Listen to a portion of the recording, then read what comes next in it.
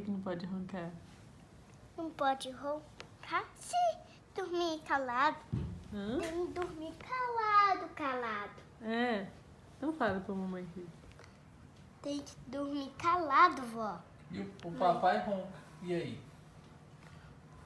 Vai falar que não pode roncar. Por quê? Pra desculpar ela. Porque ela ronca. Por quê? Porque tem que pedir desculpa a todo mundo que faz bagunça. Você vai deixar eu dormir sozinho? Uh-uh. Eu vou roncar. Por que não pode roncar, amor? Porque não pode. O que acontece?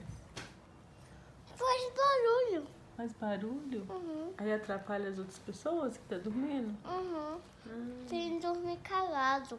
tem que dormir calado? É. Quem que ronca?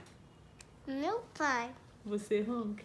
Não. Aê! Você dorme quietinho, né, amor? Uhum.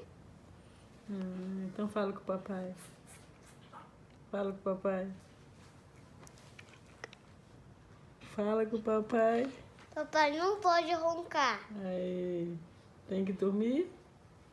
Calado.